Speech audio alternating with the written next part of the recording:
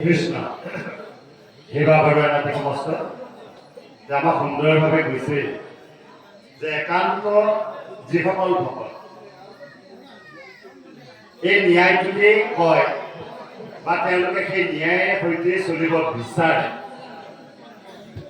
দিলে সুখ দুখ আদি ঈশ্বৰৰ ইচ্ছাই এতিয়া আমাৰ যে সুখ দুখ এইবিলাক আহিছে কেৱল ঈশ্বৰৰ কাৰণেই হৈছে ঈশ্বৰেহে দিয়ে কাৰোবাক যদি দুখ দিছে ঈশ্বৰে দিছে কাৰোবাক যদি সুখ প্ৰদান কৰিছে তেওঁ কেৱল ঈশ্বৰে দিছে গতিকে একান্ত ভকতসকলে এই কথাটো বুজি লৈ তেওঁ সমস্ত সুখ দুখত একাকাৰ কৰি তেওঁ চলিব বিচাৰে বা চলি যায় গতিকে আমাৰ দৰে অভকতসকলে বুজিব নোৱাৰাসকলে যে ঈশ্বৰকে আমি দুখ দিওঁ যে আমাক কিয় দুখ দিছে নহয় জানো সুখ পালে আমাৰ আনন্দ হয় কিন্তু যেতিয়া আমি দুখ পাওঁ আমাৰ বিষাদেৰে ভৰপূৰ হয় এতিয়া আমাক এই কথাখিনি কৈছে যে আমি ইয়াৰ তত্ত্ব নোপোৱাৰ কাৰণেই যাৰ যেনেদৰে মতি তেনেভাৱে আমি কথাবোৰ চিন্তা কৰোঁ হয়নে নহয় যে আমাৰ ভাল উপলব্ধি নাই বাবে যিটো মনলৈ আহিলে তাকেই আমি শুদ্ধ বুলি ভাবোঁ কিন্তু এইটো কেতিয়াও শুদ্ধ হ'ব নোৱাৰে তাত আৰু কিবা হয়তো থাকিব পাৰে গতিকে আমি জনাজনৰ লগত বাৰ্তালাপ কৰিলে আমি সেইবোৰ জানিব পাৰিম গতিকে আমাক সুন্দৰভাৱে কৈছে যে কৰিও বিমৰিক্ষ আপুনি নিপতি যে মই এই বিষয়ে একো ক'ব নোৱাৰোঁ তুমি নিজেই ইয়াক ধ্যান কৰি লোৱা সিদ্ধান্ত লোৱা যে হেনো শুনি বাইলৰ ৰজা আপুনি বিচাৰি তেওঁ এতিয়া নিজকে চিন্তা কৰিছে যে এই ধৰ্মই কোৱা কথাটো কিমান দূৰ সত্যতা নিৰূপণ হৈ আছে গতিকে জানিলোঁ এহেঁতে ধৰ্ম বৃক্ষৰূপধাৰী যে মই জানিব পাৰিলোঁ যে বৃক্ষৰূপ ধাৰণ কৰি আছিলে কেৱল ধৰ্মই আৰু এই ধৰ্মৰ মানে ৰক্ষা কৰিব লাগিব যিহেতু ৰক্ষা কৰিব লাগিব গতিকে এতেকেহে পৰক পাপ নকৰা বিদিত যে কোনোবাই পাপ কৰিছে সেয়া ফল তেওঁ নিজা আমি তাক প্ৰকাশ কৰাৰ কোনো প্ৰয়োজন নাই যদি তেওঁ নিজে দুখ কৰি ভকতৰ আগত স্বীকাৰ কৰে তেতিয়াহ'লে তেওঁ পাপ খণ্ডন হ'ব যদি তেওঁ গাপ দিব বিচাৰে লুকুৱাব বিচাৰে তেতিয়াহ'লে পাপটো পাপ হৈ ৰ'ব গতিকে আমাক সুন্দৰকৈ কৈছে কৰে যিটো হুৱে সেইটো তেহেঁতৰ পাপচিত্ৰ তেওঁ যিজনে কৈ ফুৰিছে সেই পাপৰ অন্তৰৰ সৈতে তেওঁ পাপত কৰিব লাগিব এতিয়া পাপৰ কথা থাকিলেই পাপ হয় অৰ্থাৎ আনৰ দুঃচিন্তা কৰিলেই পাপ হয় কৰ্ম কৰক নকৰক মনতে যদি ভাবিলে তেতিয়াও পাপ হয় গতিকে সাৱধান হ'ব লাগিব আমি আৰু সাৱধান হৈ ভাগৱতৰ কথা শ্ৰৱণ কৰিব লাগিব এই শ্ৰৱণ কীৰ্তন কৰিলে আমাৰ চিত্ত শোধন হ'ব আৰু চিত্ত শোধন হ'লেই আমাৰ পাপা বুদ্ধিবোৰ নাথাকিব হিংসা দেহ হুকুৰীয়া এইবিলাক সমস্তবিলাক নাশ হ'ব আৰু তেতিয়া আমি পাপত লিপ্ত হ'ব লগা নহ'ব গতিকে কৈছে হেন ধৰ্ম কিনো ভৰিল তোমাৰ বিষাদ সেই ধৰ্ম তোমাৰ যে এনেকুৱা দুখ আহিব মই কেতিয়াও ভবা নাছিলোঁ তোমাৰ যে তপ শৌচ দয়া এই তিনি পাও যে ভাঙিলে অৰ্থাৎ ক্ষমা শৌচ আৰু দয়া এই গুণকেইটা আমাৰ নাই এতিয়া আমি যদি চাওঁ নিজকে দিবা আমি আনক ক'বলৈ প্ৰয়োজন নাই আৰু কোৱা উচিতো নহয় আমি নিজক যদি কথাবিলাক টানি আনি লওঁ তেতিয়াহ'লে আমি কাক ক্ষমা কৰিব পাৰিছোঁ কাক ক্ষমা প্ৰদান কৰিছোঁ কি ৰীতি নীতি আচৰণ আমি আমাৰ গৃহত মানি চলিছোঁ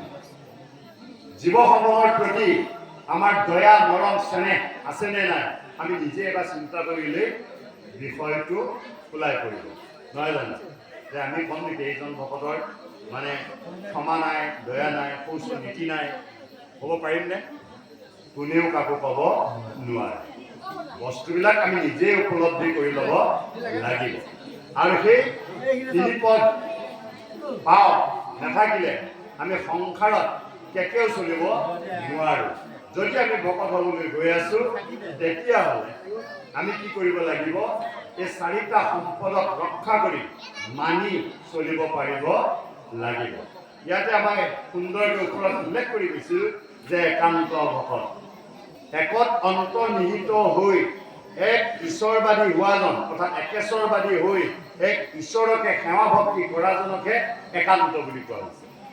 সেইকাৰণে একান্ত ভকতসকলে নিৰ্গুণ কৃষ্ণৰ গুণ গাঁৱে সদা দুখীয়া যথাত বৈকুণ্ঠক পৰিহৰি যোগীৰো হৃদয় এৰি থাকা হৰি সাক্ষাতে তথা।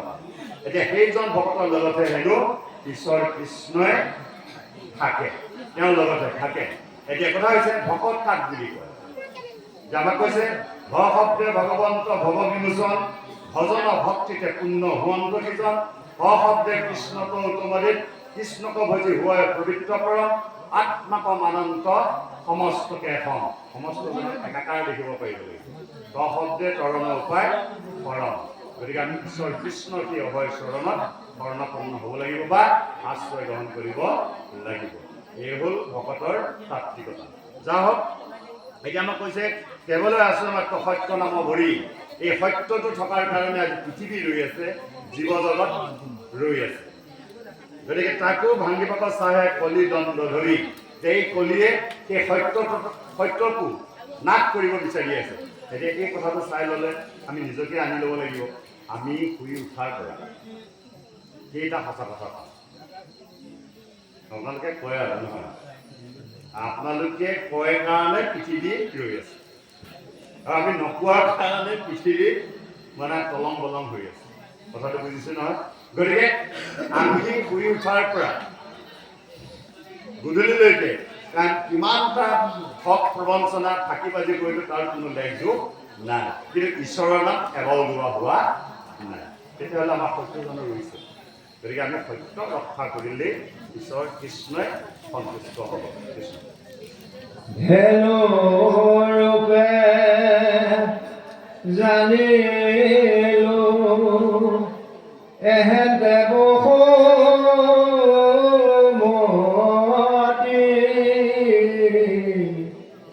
কৃষ্ণৰ বিৰহে তাপে ক্ষীণ ভৈল আতি আৰাম ধ্বজ পংকজকু শিলয় অলংকাৰ তাকে স্মৰে কান্দন তদে খেদ নাহি পাৰ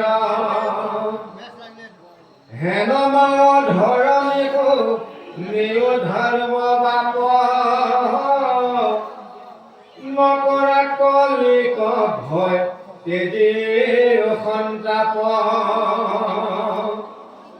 এৰাম পৃথিৱী পজতি মই সৰুয়াকে চাই পাপি কলে মৰয়া যে হাতৰ নেৰায়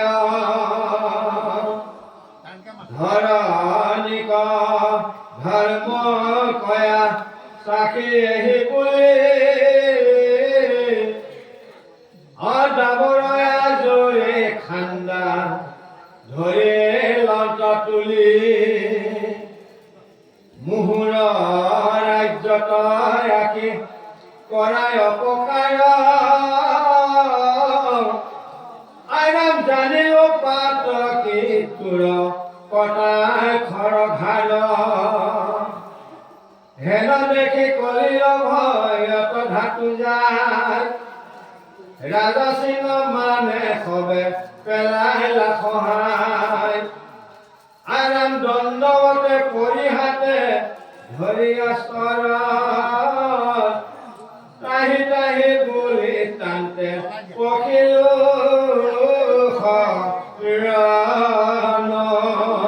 কৃষ্ণ এই বাটৰ নাতি সমস্ত অতি সুন্দৰভাৱে পদত উল্লেখ কৰিছে যে পৰীক্ষিতে এই দুজনক তেওঁ চিনিব পাৰিলে যে এজন আছিল বৃক্ষৰূপী ধৰ্ম, আনগৰাকী ধেনুৰূপী পৃথিৱী। গতিকে এই দুয়োগৰাকীক তেওঁ কৈছে যে তুমি ধেনুৰূপ ধাৰণ কৰি এই বহুমতী তুমি আছা কৃষ্ণৰ বিৰহত তাপে তুমি অতি ক্ষীণ মানে দুৰ্বল হৈ পৰিছা। এই কথাষাৰ পৰীক্ষিতে কৈছে কাৰণ কিয় যে ধ্বজ ভজ পংকজ এই অলংকাৰ তোমাৰ বুকুৰ পৰা হেৰাই গ'ল।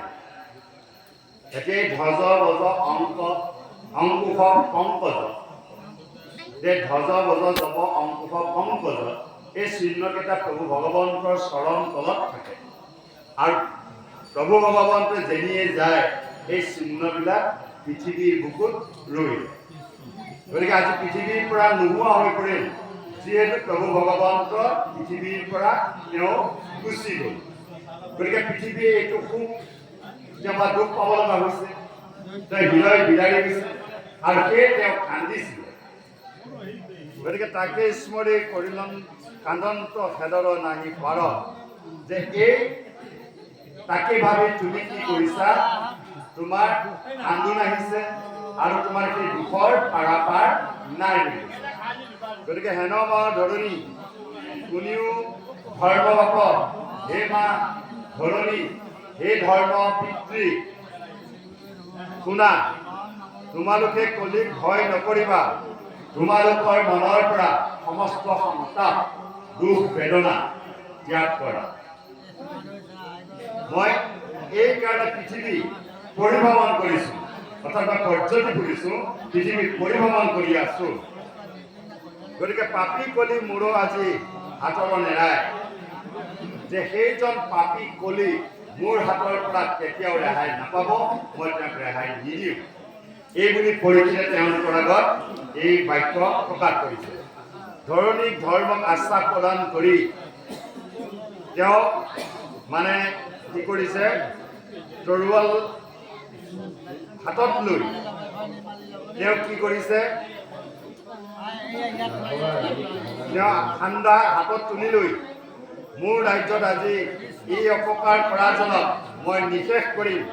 জানিলো পাতকী তোৰ কটকতাই ভাৰ যে কলিয়ে আজি এইখিনি কৰি আমাৰ ৰাজ্যত তথা পৰীক্ষিতে কৈছে মোৰ ৰাজ্যত তেওঁ অপকাৰ সাধন কৰি আছে। গতিকে হেন দেখি কলিৰ ভয় কথাটো যায়।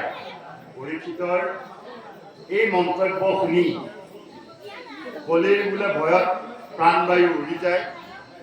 ৰাজচিহ্ন যিমানবিলাক তেওঁ পৰিধান কৰি আছিল সমস্তবিলাক তেওঁ লুকাই পেলালে আৰু দণ্ডৱতে কৰি তেওঁ চৰণত হাতে ধৰি ত্ৰাহি ত্ৰাহি বুলি তেওঁ শৰণাপন্ন হৈছে।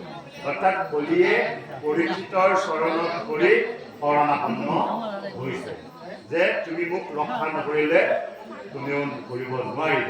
গতিকে ত্ৰাহি তোমাৰ এই শক্তি যি বল বীৰ্য কোনেও চেৰ পেলাব নোৱাৰে, যিহেতু তুমি অজেয়, তোমাক পৰাস্ত কৰাৰ শক্তি কাৰোৱেই নাই। গতিকে এই কথাখিনি আমাক সুন্দৰভাৱে পদে উল্লেখ কৰি গৈছে। আহকচোন ইয়াৰ পিছত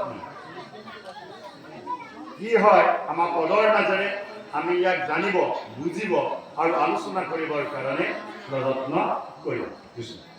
হীৰা মাউৰ নকহিব দুহ দিও জীৱদান অভয় ভিতৰ ভিতৰ ৰাখা মোৰ প্ৰাণ এৰামে তাকে কাতৰ কৰে চৰণত ধৰি মহাতাকে তৰ তৰে কাঁপে হাত ভয়ে কটু খেৰ কামোৰে আঙ্গুলি লৰে মুখে পৰিত্ৰাণ কৰা বাপ বুলি কান্দে দুখে ভয়ে বিমুখ কথালে ব্যাঘৰ সমান বৈষ্ণৱৰ আগে কলি মুখ প্ৰণাম মাৰি লন্ত ঘাৱ বুলি চকিত কলিৰ কায়ুন শুনি সম্পজিলদা মনত বুলন্ত ইয়াত আছে মহাগুণ ইছামাতে উপজেক লিত পুণ্য মন তয়া লোচনতো হয়ে বোলে আখি এতেকেও পদে মহা পুণ্য ৰাখি কৰি লেখা নিজে পাপ হেন গুণ জানি প্ৰাণে নমাৰি লন্ত কলিক মহামানী কৃষ্ণ এতিয়া আমাক কৈছে যে মই আৰু দু আচৰণ নকৰো তুমি মোক জীৱ দান দিয়া তোমাৰ মই ভিত্ত হলো ভিত্তৰো ভিত্ত আৰু তুমি মোৰ প্ৰাণ ৰক্ষা কৰা এনেকে কাতৰ কৰিছো তোমাৰ চৰণত ধৰি মহাত্ৰাসত তেওঁ থৰকৈ কঁপিবলৈ ধৰিছে হাত ভৰিবোৰ আৰু তেওঁ মুখেৰে খেৰ কামুৰি ধৰিছে আঙুলি মুখত দিছে পৰিত্ৰাণ কৰা বাপ বুলি তেওঁ মহা দুখে কান্দিছে আৰু হৰিৰ বিমুখ তেওঁ ধাই কথাত খেদি গৈছে যে যেন প্ৰকাণ্ড এটি বাঘৰ সমান হৈ বৈষ্ণৱৰ আগত কলি মুখক প্ৰমাণ যে বৈষ্ণৱজনৰ আগত কলিয়ে কেতিয়াও মূৰ তুলি কথা ক'ব নোৱাৰে এতিয়া এই কথাটাৰ তাৎপৰ্য আছে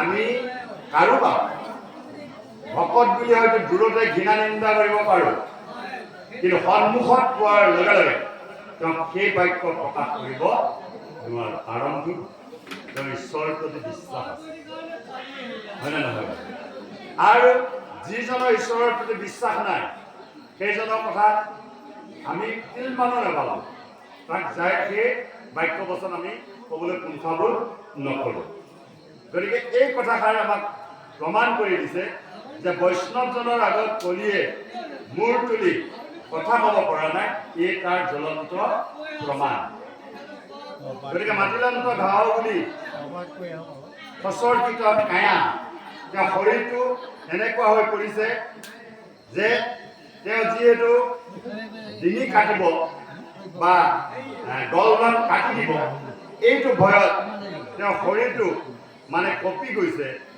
আৰু কলিৰ কাৰুণ্য শুনি পৰিচিতৰ মানে দয়া উপজিলে মনত তেওঁ কলিৰ এই মহাগুণটোৰ বিষয়ে তেওঁ ভাবিছে চিন্তা কৰিছে যে ইচ্ছা মাতে উপজে কলিত যত শূন্য যে আমি যদি ইচ্ছা কৰোঁ তেনেহ'লে এই কলিত আমাৰ পুণ্য অসংখ্যাত হ'ব যদি আমি কলিত ঈশ্বৰ চিন্তন কৰা হয় তেতিয়া কলিত ইচ্ছাকৃতভাৱে পুণ্য সঞ্চয় কৰিব পাৰিব বুলি কৈছে আৰু মনতে তেওঁ আলোচনা কৰি লৈছে তেওঁ বিবেকেৰে সৈতে আলোচনা কৰিছে যদি কোনোবাই হৰি বুলি কয় তেতিয়া এতেকে উপজে মহাপুণ্য ৰাখি কোনোবাই যদি ঈশ্বৰৰ নাম লয় এই কলি তেতিয়াহ'লে তেওঁৰ মহাপুণ্য সঞ্চয় হয় বুলি কৈছে শাস্ত্ৰই আমাক এইটো প্ৰমাণ দিছে গতিকে কৰিলেকে সিজে পাপ হেন গুণ জানি যে আমি যদি ভুল নকৰোঁ তেতিয়াহ'লে আমাৰ পাপ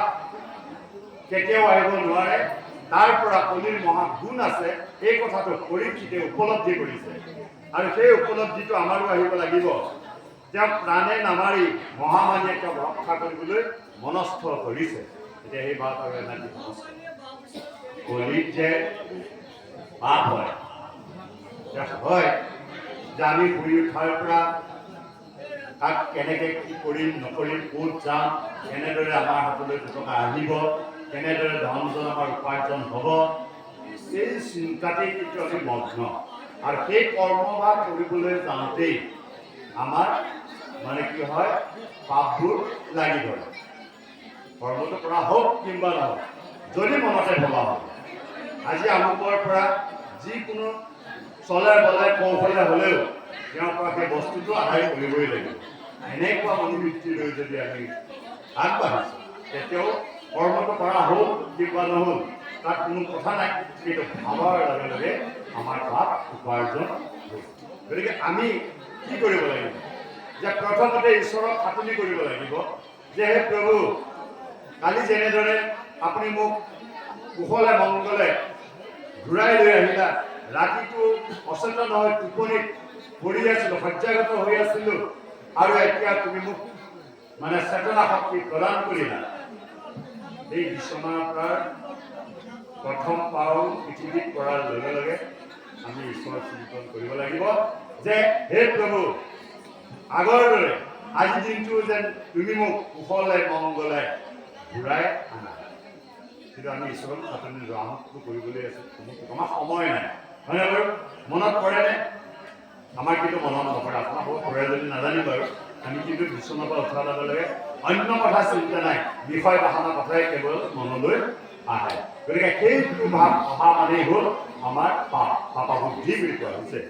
গতিকে এই কলিৰ যে গুণ আছে, এই গুণটো মানে ভাবিয়েই কলিক তেওঁ কি কৰিছে বোলে মাৰিব বিচৰা নাই। তেতিয়াহ'লে চাওক, কলিয়ে আমাৰ অতপত মানে বেয়া পথলৈ ঠেলি নিয়ে, আৰু সেই কলিক পৰিস্থিতিয়ে সুৰক্ষিত কৰি ৰাখিব বিচাৰিছে। কথাবোৰ আগতে কৈ যোৱাৰ দৰে এতিয়াতো হোৱা নাই, অলপ বেলেগ হৈ গৈছে, নহয় জানো? যে আমাক পৰিৱৰ্তন হ'বলৈ কৈ আছে যে আমি কেনেদৰে সংস্কাৰমুখী হ'ম। আমি সংস্কাৰটো কি? এই সংস্কাৰ কথাটো অহাৰ লগে এটা কথা মনলৈ আহিল যে আমি জন্মসূত্ৰে সমস্তজনে ক্ষুদ্ৰ, মানে একেবাৰে নিজ। কিয় নিজ? যে আমি প্ৰত্যেকজনেই মাতৃৰ নৰক ভুঞ্জিহে জন্মগ্ৰহণ কৰিছোঁ। কোনোজনে ক'ব পাৰিম নেকি যে আমি মাতৃ নৰক নুভুঞ্জাকে ভূমিষ্ঠ হৈছোঁ, জন্ম হৈছোঁ? ক'ব পাৰিমনে? কোনেও নোৱাৰে। সংস্কাৰে হ'ব পাৰে বীজ। যদি আমি ঈশ্বৰৰ ওচৰত আশ্ৰয় গ্ৰহণ কৰিলোঁ, তেতিয়াহ'লে আমাৰ দ্বিতীয়টো জন্ম হ'ল। সেই জন্মটো হৈছে সংস্কাৰ, যিটো সংস্কাৰ আমি অসতৰ পৰা সৎ হোৱা, অজ্ঞানীৰ পৰা জ্ঞান আহৰণ কৰাটোকে কৈছে সংস্কাৰ হোৱা। বেদ অধ্যয়নে হ'ব পাৰে বিপ্ৰ, ব্ৰহ্মতত্ত্ব জানন্তাজনে হ'ব পাৰে ব্ৰাহ্মণ। গতিকে এইটো শাস্ত্ৰৰ সিদ্ধান্ত। গতিকে এই সিদ্ধান্তবোৰো আমি জানি ল'ব লাগিব, যিটো সিদ্ধান্তৰ জৰিয়তে আমাৰ সমস্ত কাৰ্য যাতে আমি সুচাৰুৰূপে পালন কৰি যাব পাৰোঁ। গতিকে আমাক সুন্দৰভাৱে কথাখিনি প্ৰকাশ কৰি দিছে যে আমি জন্ম যেতিয়া পাইছোঁ নৰৰূপত, এই নৰদেহে কৰিব পৰা কাম এই সংসাৰত বহুত আছে।